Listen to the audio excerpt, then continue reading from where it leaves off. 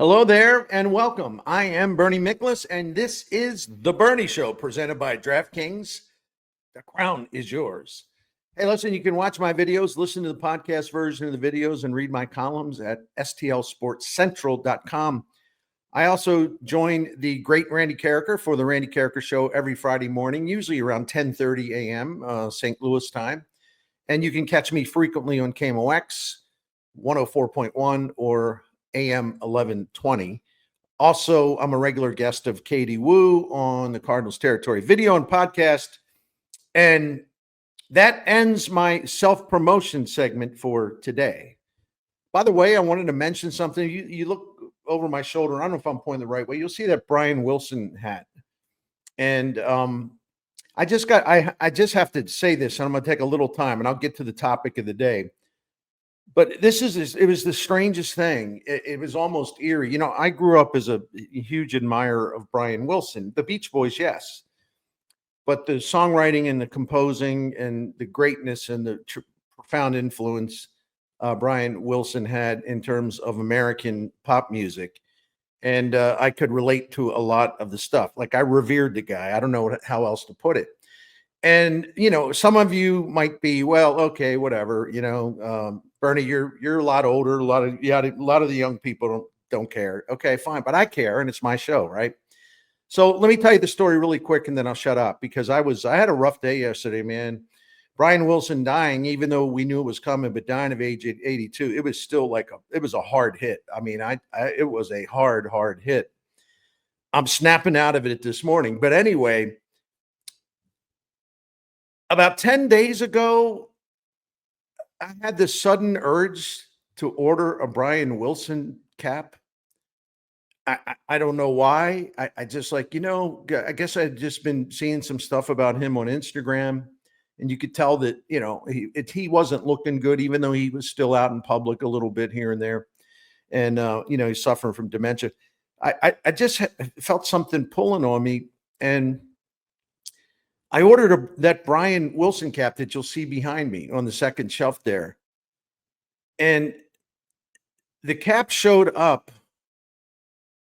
on my doorstep on Tuesday afternoon. Okay. It arrived Tuesday afternoon. I was excited. I said, well, I'm going to wear this today. I'm proud to, basically show how big of a fan I am, always will be, of Brian Wilson and what he's meant to me. If you're one of the people that can be touched by music, you'll know exactly what I'm talking about. So I wore the baseball cap, and I did my thing. And when I finished recording the video, I went to my email, and a friend of mine told me, he said, I know you're probably heartbroken today. I feel the same way. I hope people understand that, what a gigantic figure he was in American pop music. And I'm like, well, why, I'm thinking as I'm reading this, well, what is my friend talking about? Why is he talking? He's asking me if I'm heartbroken. Well, he was letting me know, and he wanted to talk about it, but Brian Wilson passed away. And I swear to you, I had no idea that he had died. I mean, yeah, it was coming. It was inevitable, because, well, all death is inevitable, but you know what I mean? We were moving, I think, towards the end for him. But at the time I ordered the cap, and at the time the cap arrived, and at the time I put the cap on my head and recorded the video, I had no idea that the great Brian Wilson had passed. And this is one of the, I don't know how to put it. It's just one of the strangest type of things that's ever happened to me. And I don't get into all the stuff about, premonitions and all that, but I was joking to my friend. I said, I didn't even know this, and I'm stunned because I'm wearing his hat for the first day after getting it. And he said something along the lines. He said, see, his music spoke to you, and he was still speaking to you as he moved into the afterlife. And, that's one of those corny things you would like to say, yeah, that's it. So anyway, I said this for those of you who saw the cap and you were wondering about it, or you heard that Brian Wilson had died and you're like, wow, Bernie wore his cap. He must have known. I didn't know. It was kind of an incredible moment. Anyway, I'll move on now. And if this part bored you, I apologize, but I felt like I had to talk about it, and I had to explain the hat, but the story behind the hat and the unusual aspect of me wearing the cap as a tribute to Brian Wilson and having no idea that he had passed away in the hours before I made that video. All right. Thank you. Bless you. Today's topic, the Cardinals versus the Brewers in a key 4-game series at American Family Field in Wisconsin. I'm going to talk mostly about the Cardinals here. Later today, I'll be writing a column about the Brewers, and not about the Brewers, about the Cardinals and Brewers, but I'm going to mix more Brewers stuff in.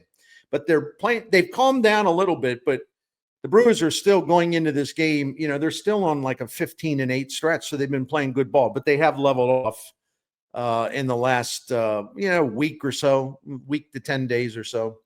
So anyway, let's start with this. This series to me is a credibility check for the Redbirds after their dazzling May that had everyone really excited and they were creating buzz nationally. The Cardinals have lost momentum in June.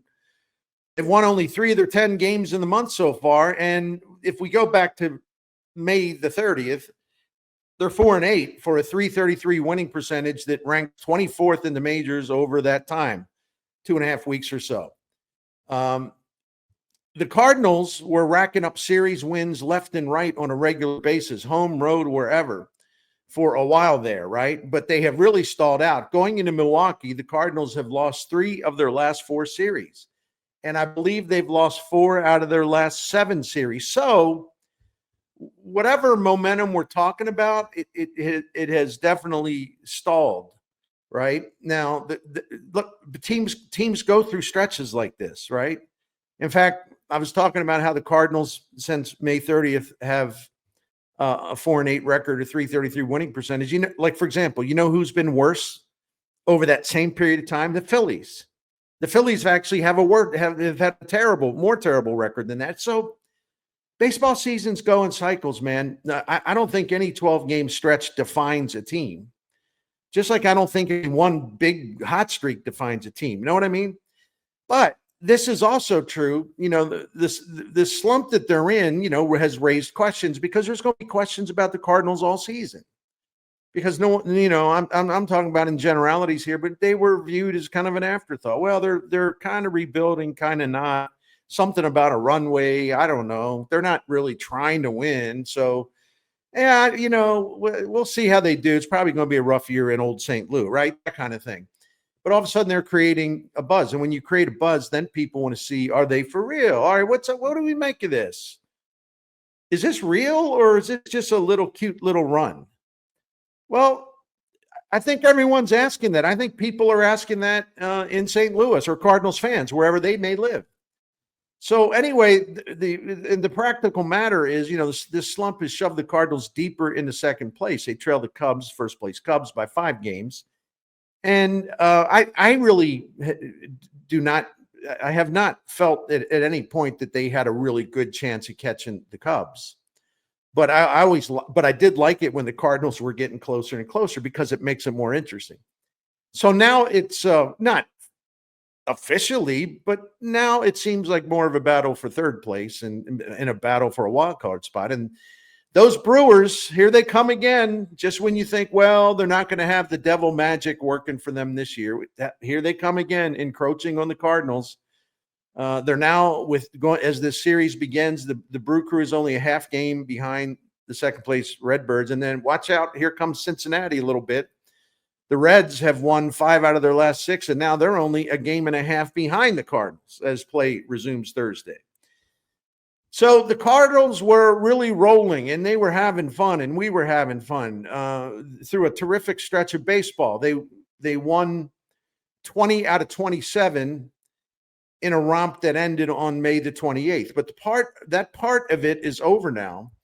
And if the Cardinals want to be taken seriously again by cynics or skeptics, and it's okay to be skeptical, But if they want to rev it up again and now change the perception again, the perception was changing like, oh, the Cardinals are better than we thought.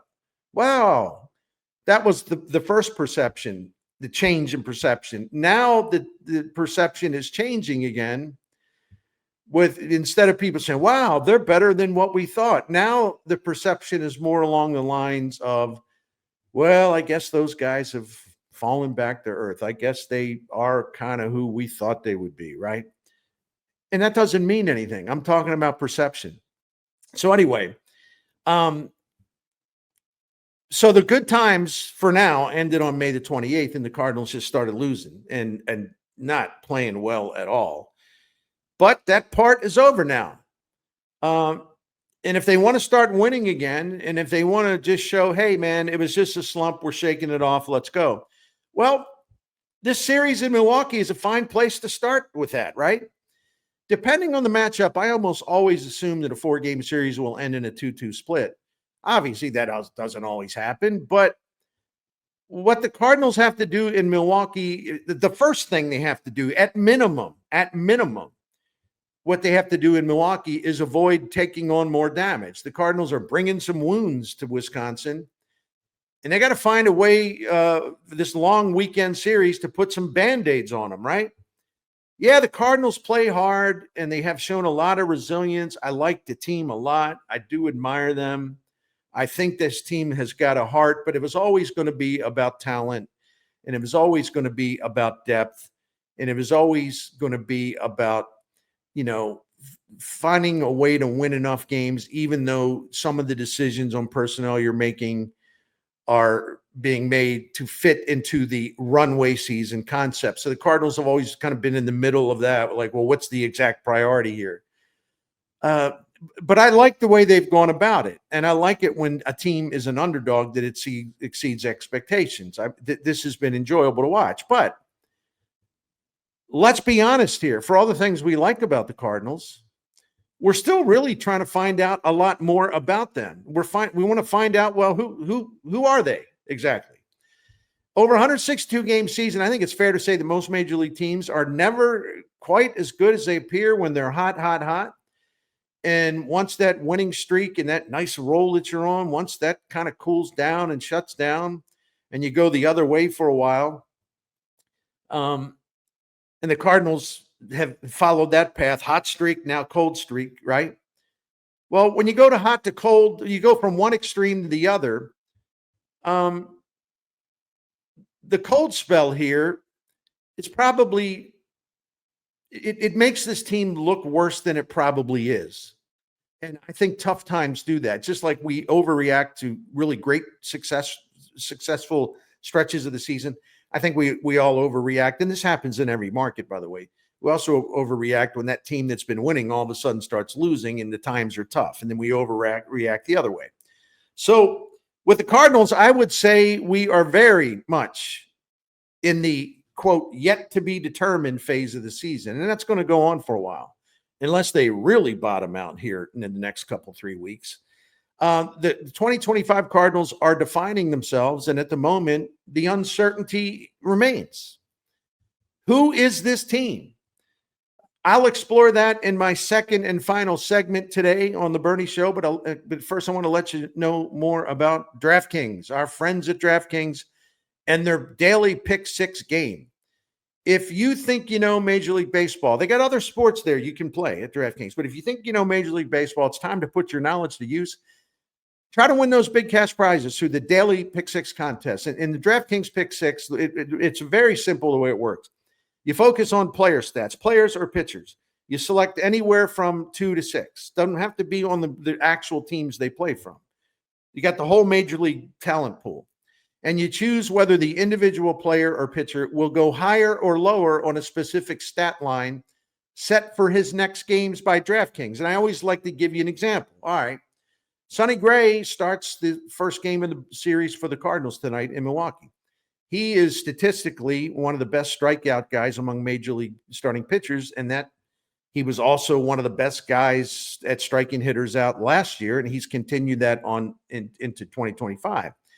So DraftKings has set a line of 5.5 strikeouts for Gray against the Brewers on Thursday night.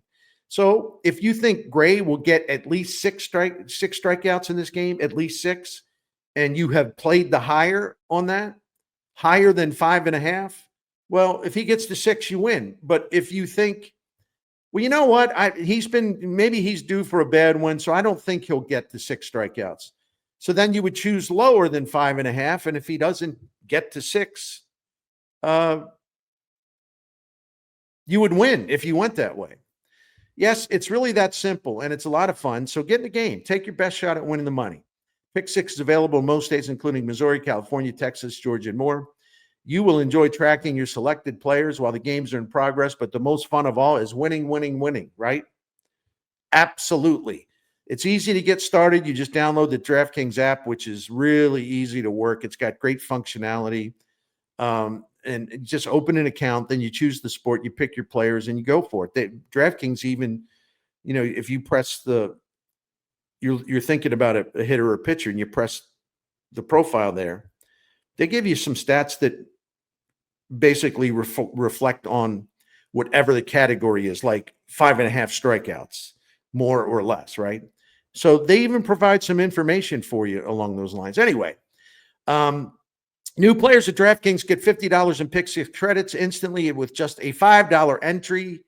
Download the DraftKings Pick 6 app now and use the code STL Sports. That's code STL Sports for new customers to play just $5, but get $50 in Pick 6 credits. Better payouts, bigger wins, only with Pick 6 from DraftKings. And yes, the crown is yours. Gambling problem? Call 1-800-GAMBLER. Help is available for problem gambling. Call 888-789-7777 or visit ccpg.org in Connecticut. Must be 18 and over. Age and eligibility restrictions vary by jurisdiction. Pick 6 not available everywhere, including New York and Ontario. Void where prohibited. 1 per new customer. Bonus awarded as non-withdrawable Pick 6 credits that expire in 14 days. Limited time offer. See terms at pick6.draftkings.com/promos. All right, back to the question of the day. Who are these Cardinals? Because they've given us 2 different versions of themselves. And it kind of like very little gray area when they've had their one identity or their other identity. It's been pretty extreme, one way or the other. Like in May, the Cardinals I do believe they ended up with the best record in the National League in the month of May, 18-9.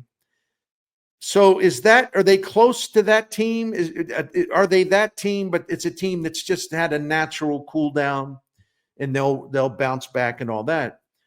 Or at the other end of the extreme, when we're trying to understand the true identity of the Cardinals, are they more in line with the team that is 16-25 this season in games played before and after May? So are they the May Cardinals or are they the March, April, and June Cardinals? You know what I'm saying? I don't think, I'm looking forward to finding out, by the way. I don't have the answer. I don't think the sky is falling because of a 4-8 stretch, but I do think that the present set of concerns are real, and I'm not going to downplay them. If you want me to spoon feed you that crap, I'll see if I can round up a Fredbird costume. But I think when I see trends that are kind of disturbing, I'm going to say, well, these trends are kind of disturbing, my friends. Other than Sonny Gray and Eric Fedde, the starting pitching has taken a real beating this month. Yeah, there's the occasional good start. I'm not saying it's a beating every single damn night, but Gray's been really good. Fedde's been, his last 2 starts, I think, have been really good, all in all. But the starting pitching has been eroding. I mean, a diminishing strikeout rate. The batted ball luck is turning against him because more and more and more and more balls are in play because hitters don't have to worry about striking out a lot or swinging and missing a lot. So when you put a lot of baseballs in play, even against a good defense, the more baseballs are in play, the more things that can happen. Sometimes they're good things. Catcher, it's right to the fielder, right? Sometimes it goes the other way. The more balls that are put into play, the more chances are they will find the holes, right? And let's move on to the bullpen. The Cardinals bullpen is more vulnerable. Opposing team hitters crushing Ryan Helsley's four-seam fastball. I wrote about it the other day. Go to stlsportscentral.com. The column is still there. The information is still totally up to date going into tonight. They are crushing Ryan Helsley's four-seam fastball this season in a way that we have not seen since he became the closer in 2022. I mean, they're hitting over 400 against it with a slugging percentage in the 500s. And he's also walking a lot of hitters. And he has a hard time with that four-seam fastball hitting his location. Just watch where the catcher sets up. You know, his control of that four-seam fastball is not sharp, and that's part of the problem. Oh, he's got the velocity. But you don't think major league hitters now have adapted to the point where they don't care about if a guy throws 99. They're looking for, okay, is he going to miss? If he's going to try to cut inside, if he misses, I'll be ready. So the pitching part of it with the four-seamer has really brought Helsley down to a lesser level, and he's going to have to find a way to fix it. But all the other trends with him are on the way down. His slider is still awesome, however. Hey, Helsley's still really good, but I'm just saying, I've seen some of the Fred Birds in the media acting like, oh, it's just, oh, he's okay. He's fine. He's good. This guy's a great closer. Listen, he's a formidable closer when his fastball is working, okay? Some of this stuff, it just cracks me up. It's like, it's okay to, kind of spit out the facts, put them out there. Well, his fastball is really good. It doesn't mean that you're saying Ryan Helsley's washed up or he's an awful human being. What is it with media people where they feel like they got to protect their little babies? I don't get it. I just go and tell you that Ryan Helsley's fastball is hittable like it's never been hittable before. And if that isn't a concern, okay. Let's go get some ice cream. Maybe there'll be a rainbow outside. Anyway, let me get back to what I'm trying to say. The bullpen is more vulnerable. We talked about Helsley. Now, listen, the St. Louis offense has really slowed down. It's only 12 games, but it has really slowed down. And actually, we start from the first month, second month, and now it's the third month. The Cardinals offense has dipped, from where they were the first month. Their offense actually went down some in May, and now it's going down again in June. Maybe this was inevitable. The old regression to the mean. But the offense has slowed down, whether it's 2020, whether it's 12 games or not, it still has slowed down. A number of important hitters in their lineup are slumping, and some of those slumps are pretty drastic. I'm going to use the shorthand stats here because I don't feel like reading a lot of numbers about batting average on base slugging. I go at WRC plus. That's basically, that means offensive performance adjusted to what the scoring trends in all of Major League Baseball are in a particular season, and also the ballpark effects. Tough place to hit, easier place to hit. That's all neutralized. So you come up with one number, and you know exactly where a hitter stands based on performance. So I'll just go with the percentage of these guys being down. In the last 12 games Cardinals have played, Nolan Arenado is 18% below the league average offensively. Mason Wynn is 35% below the league average offensively. Brendan Donovan, who I think it's fair to say was kind of tuckered out, playing all the time, and also playing on a bad toe that is now a sprained toe. Brendan Donovan, during the last 12 games that the Cardinals have played, but in the games he's played during that stretch, he's 41% below league average, and now he's dealing with a sprained toe. There'll be updates on that, whether he'll go tonight in Milwaukee later on. I have no answers now. Victor Scott, love him, but he is 75% below league average offensively over the team's last 12 games. And again, he is offensively has progressively gotten worse month to month.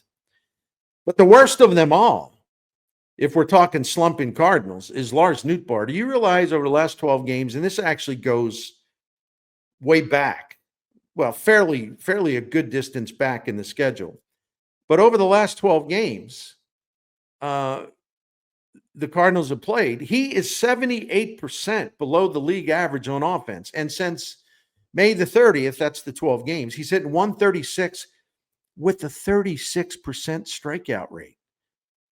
We've never seen him like this, because even at his worst, if he was not putting up a batting average, he was still drawing walks. He was still getting on base, and he was not striking out much. So this part is, in fact, alarming. So look, that's going to have to change for Nootbaar, but it's going to have to change for all these guys. And the Cardinals, their Cardinals hitters have the next 4 games inside Milwaukee's park, which is a hitter haven for the guys with the bats for both sides, right? It would be nice to see, I talked about this a little bit Wednesday here on the Bernie Show. It would be really nice to see manager Oli Marmol shake up the lineup, but how's he going to shake up the lineup?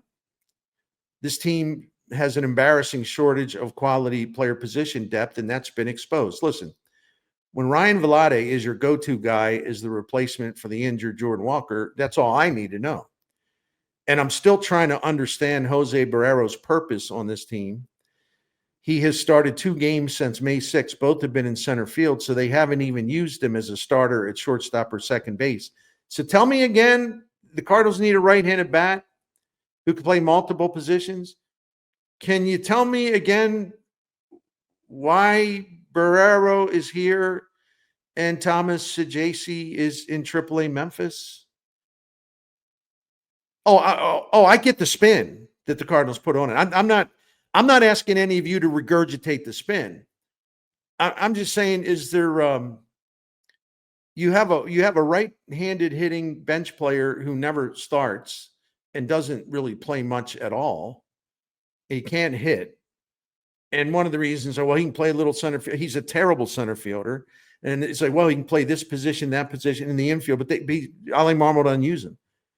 So what is his purpose exactly? See, this is what I'm talking about. Another concern is the St. Louis defense that hasn't been as sharp as we're accustomed to seeing previously to seeing.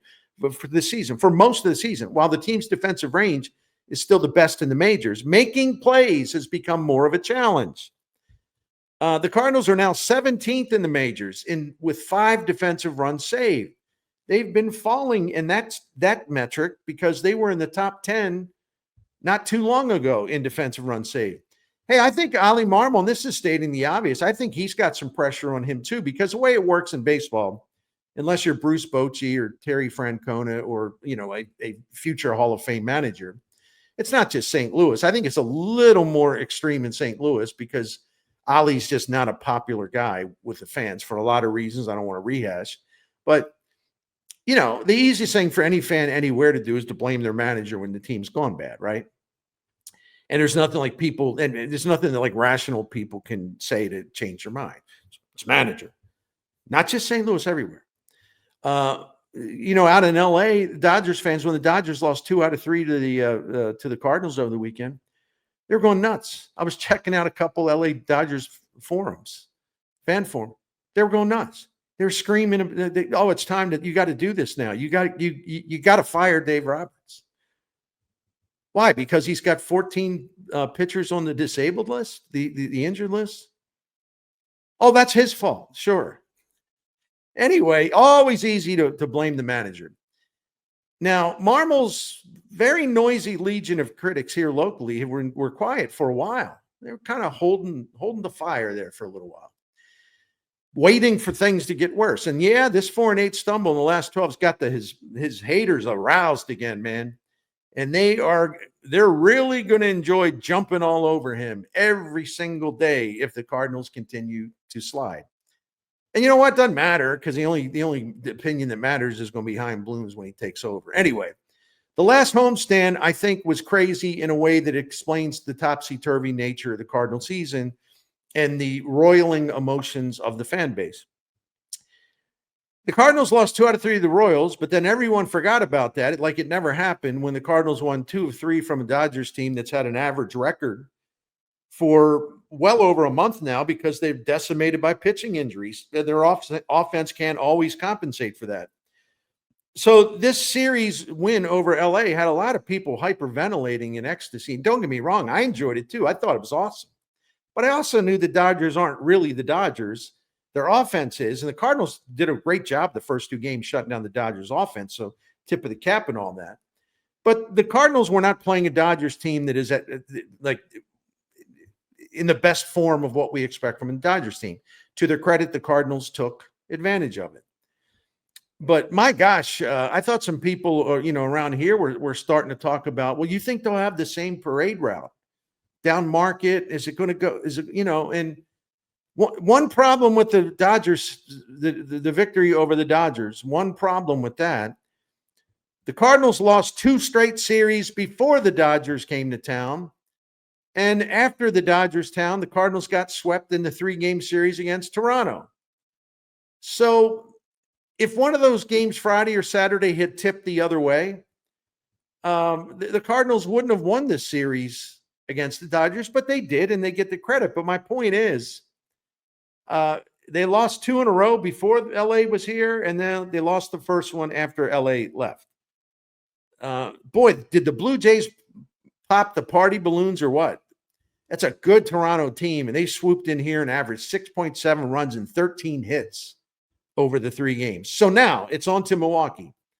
Were the Cardinals let me back up here. Were the Cardinals for real when they rolled up all those wins not too long ago? Or were they kind of like frauds?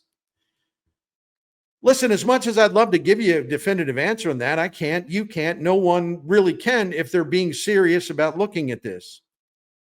But this is an important series, and Marmol and his team are under increased scrutiny after losing 8 of the 12 because every part of the team struggled during that time.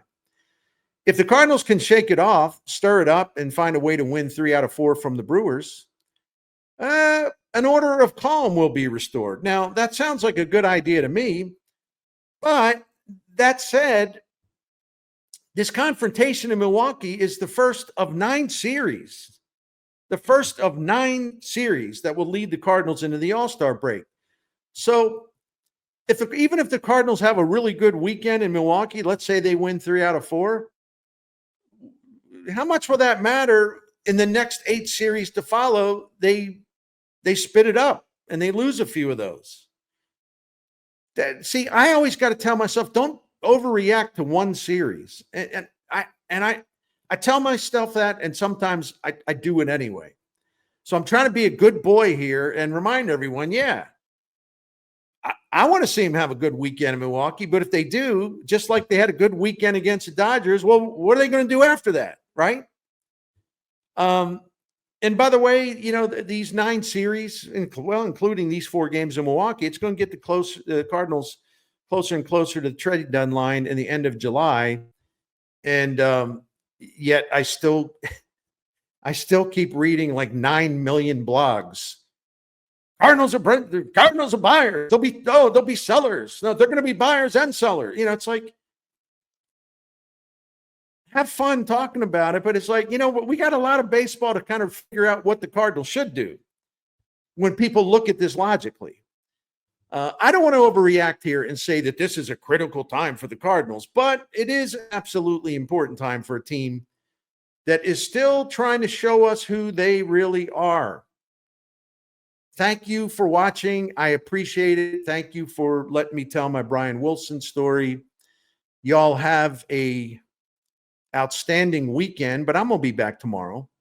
But enjoy the baseball and everything else. And we appreciate DraftKings for presenting the Bernie Show here on STL Sports Central. Have a great day.